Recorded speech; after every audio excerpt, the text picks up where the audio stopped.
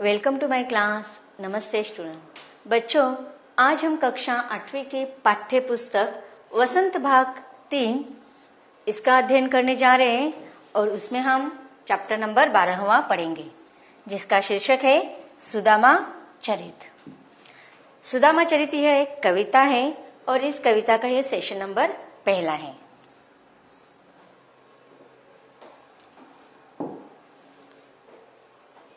सुदामा चरित इस कविता को लिखा है कवि नरोत्तम दास इन्होंने। तो सबसे पहले हम कवि का जीवन परिचय देखते हैं।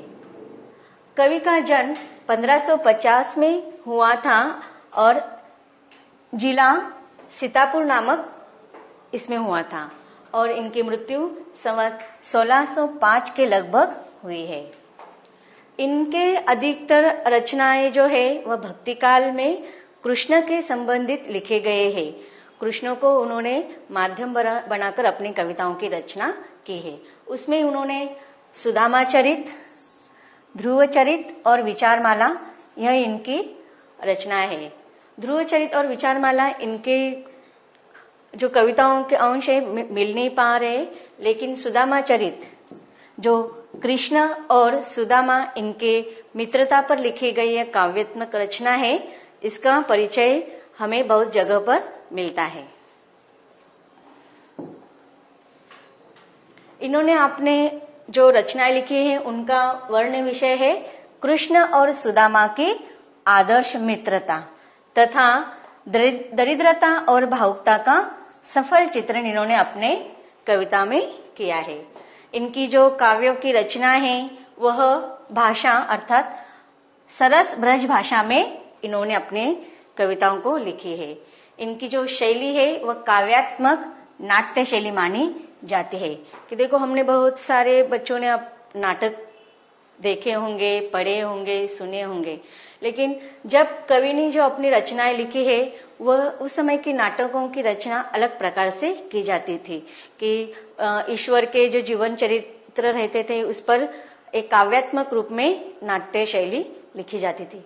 तो आज जो हम पढ़ने वाले जो सुदामा चरित काव्यात्मक रचना है वह एक नाट्य शैली में है कि उस जमाने में इन सुदामा चरित या कृष्ण से संबंधित जितने भी काव्यात्मक रचनाएं होती थी उनको नाटक के रूप में रचा जाता था और वो नाटक के जो संवाद होते थे वह काव्य के रूप में कहे जाते थे या गाए जाते थे। इन्होंने अधिकतर अपने रचनाओं में छंदों का प्रयोग किया है, जिसमें दोहा, कवित्व, सवैया और कुंडली, इन छंदों का बहुत अधिक लिखने का प्रयास किया है।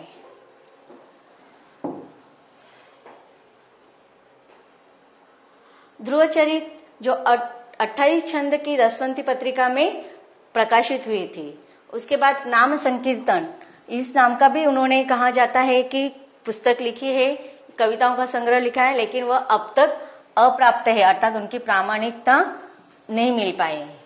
तथा विचारमाला जो उन्होंने काव्यात्मक रचना लिखी है उसमें भी यह रचनाओं का प्रामाणिकता का अभाव है, इसलिए उनकी लिखी गई सुदामा चरित यही कविताओं का संग्रह बहुत अधिक रूप में प्रचलित हुआ।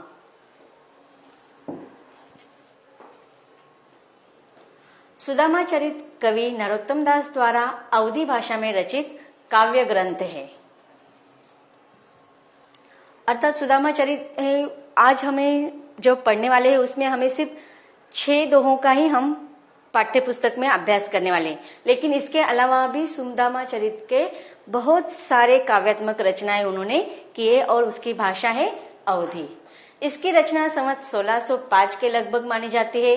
इसमें एक निर्धन ब्राह्मण सुदामा की कथा है जो महान कृष्ण भक्त था, जो बालपन में कृष्ण का मित्र भी था, और इस ब्राह्मण की कथा श्रीमद् भागवत महापुराण में भी लिखी हुई है।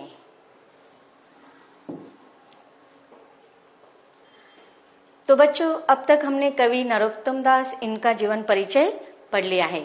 अब हम पढ़ते हैं सुदामा चरित इस कविता को। सुदामा चरित का जो पहला काव्यांश है उसको हम पढ़ते हैं। शीस पगा न झग्गा तन में, प्रभु जाने को आही बसे के ही ग्रामा, धोती फटी सी लटी दुपटी, अरु पाए उपानह को नहीं सामा। द्वार खड़ो द्विज दुर्बल एक, रहे चकेसो वसुधा अभिरामा। पूछत दीन दयाल को धाम, बतावत अपनो नाम सुदामा। तो देखो, हमने अब काव्यांश का वाचन कर लिया है। अब इस काव्यांश को हम विस्तार के साथ, स्पष्टीकरण के साथ समझते हैं। इस काव्यांश में दो मित्रों की कहानी बताई गई है। जैसे कि अब तक सबको पता चल गए होंगे कि वो दो मित्र कौन हैं, भगवान श्री कृष्ण और उनके सखा, उनके मित्र सुदामा।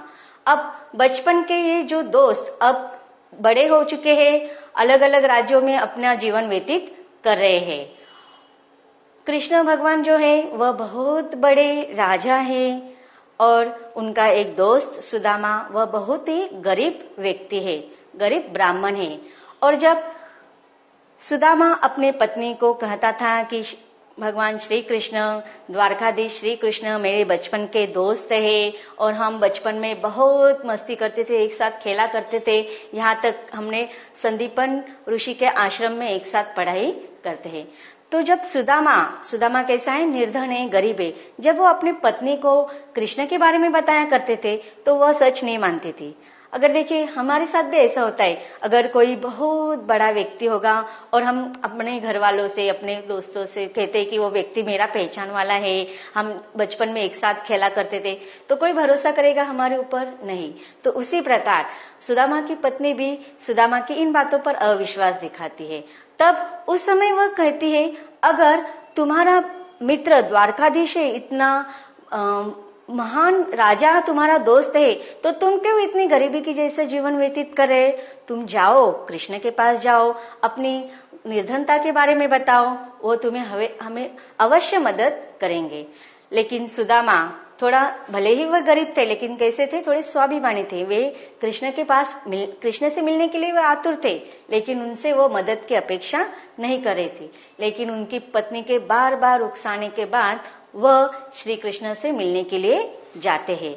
और जब वह श्री कृष्ण के पास द्वारकाधीश में जाते हैं, तब उस समय का वर्णन इस पद में किया है, इस काव्यांश में किया है। शीस पगा न झगा तन में।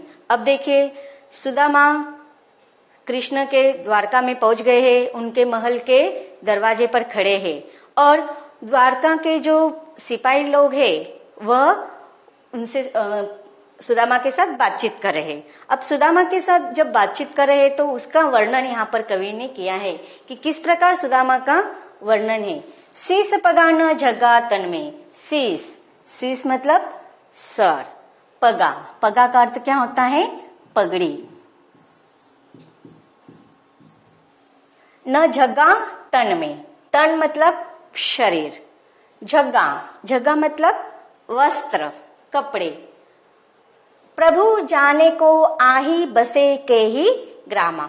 अब देखो, जो द्वारकाधीश के जो सिपाही हैं उसमें से एक सिपाही कृष्ण के पास जाते हैं और वह कृष्ण के साथ बातचीत करते हुए वर्णन कर रहे हैं कि एक व्यक्ति आया हुआ है जिसके सिर पर पगड़ी नहीं है। अब देखो, उस समय की यह कथा है जब लोगों के सिर पर पगड़ी रहना बहुत ही महत्वपूर्ण माना जाता था, बहुत ही सम्मान की बात मानी जाती थी। तो जिसके सिर पर पगड़ी न हो वह व्यक्ति बहुत ही सर्वसामान्य माना जाता था। पगड़ी का अर्थ होता है अपनी खुद की शान बढ़ाना। कहते हैं ना, हम पगड़ी के ऊपर बहुत सारे मुहावरे भी है। उसी प्रकार उस समय पगड़ी को बहुत महत्व दिया जाता था। तो सुदामा का वर्णन करते हुए, कृष्ण के साथ बातचीत करते हुए उनका एक दास कह रहा है कि एक ऐसा व्यक्ति आया हुआ है, उसके सिर पर पगड़ी भी नहीं है और ना ही उसके शरीर पर कुछ अच्छे वस्त्र है। उन्होंने ऐसे ही मैले फटे हुए कपड़े पहने हुए हैं। प्रभु ईश्वर जाने को आही बसे कही ग्रामा मतलब गांव। और वह हमारे बार बार पूछने पर कि आप कौन से गांव से आए हुए हैं, फिर भी वो अपने गांव का नाम नहीं बता रहे हैं। धोती फटी सी लटी दुपट्टी। धोती, उनकी जो धोती उन्होंने जो पहनी है, कि उन्होंने सुदामा ने जो धोती पहनी है वह कैसी है? फटी हुई है। और वह हर जगह पर फटी होने के कारण उन्होंने क्या किया है, उसको दुपट कर सिलाई मारी है और उस फटी हुई धोती को छिपाने के लिए वो उस दुपट्टी को छुपा रहे हैं, अर्थात दुपट्टे को छुपा रहे हैं। अरु पाय उपान को नाही सामा। अरु पाव, अरु मतलब और पाय मतलब पैर, पाव। उपान, उपान मतलब जूते, कि उनके पैरों में जूते भी नहीं है।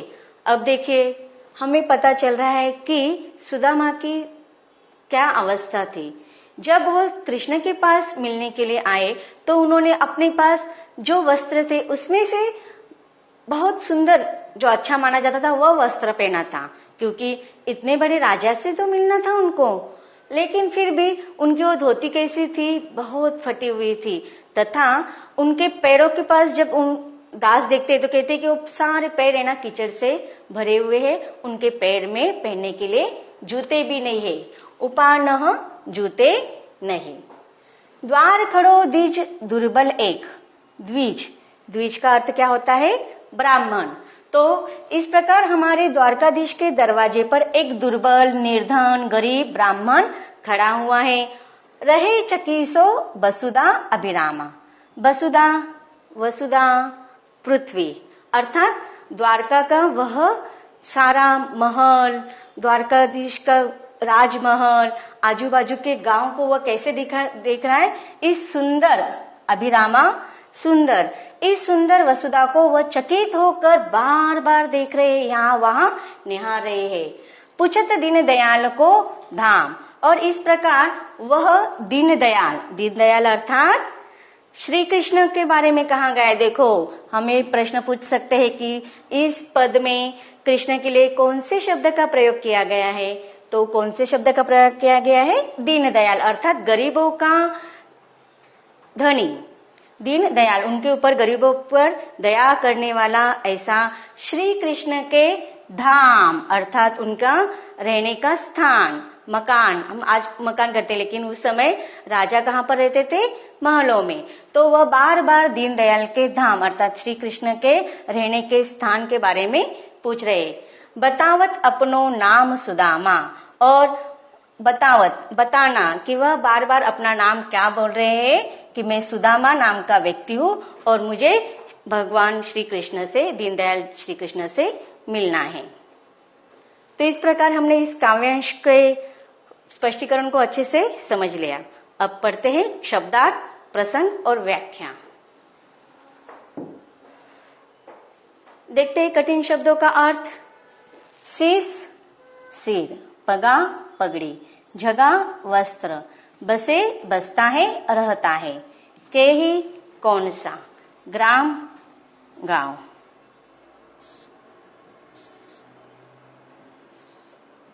अरु, और, पाय, पांव, पैर, उपानह, जूते, द्विज, ब्राह्मण, वसुधा, पृथ्वी, अभिरामा, सुंदर, दीनदयाल अर्थात श्री कृष्ण, धाम, आवास।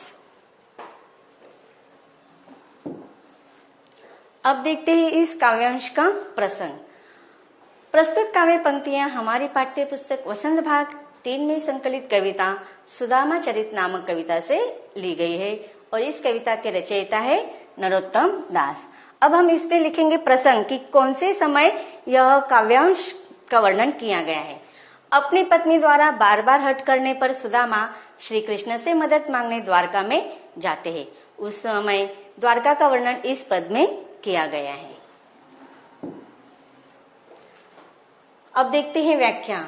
अपने बचपन के मित्र श्री कृष्ण से कुछ मदद पाने की आशा में जब फटेहाल सुदामा द्वारका पर पहुंचकर वहां की चकाचौंध देखकर आश्चर्यचकित हो उठते हैं।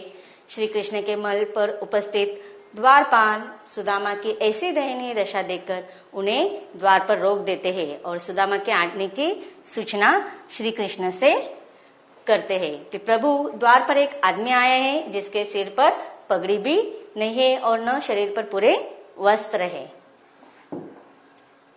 पता नहीं वह किस गांव का रहने वाला है। उसकी धोती भी फटी है। फटी धोती को छिपाने के लिए बार बार मोड़ रखा है। उसके कंधे पर दुपट्टा पड़ा हुआ है। उसके जूते खरीदने की भी क्षमता नहीं दिखाई देती। दरवाजे पर एक दुर्बल ब्राह्मण इस सुंदर पृथ्वी और राजभवन को अत्यंत आश्चर्य से देख रहा है।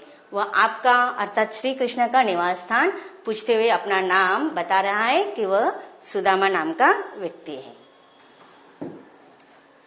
इस काव्यांश की विशेषता देखते हैं कि द्वार खड़ो दीज दुर्बल एक, इसमें द और द का बार बार प्रयोग होने से यह अनुप्रास अलंकार है तथा काव्यांश सवेया छंद में लिखा गया है और इसकी भाषा जो है ब्रज भाषा है।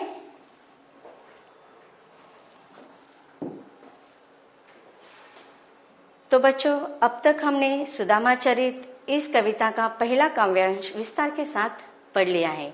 अब इसके अगले काव्यांश को हम विस्तार के साथ पढ़ेंगे, लेकिन इसके अगले भाग में।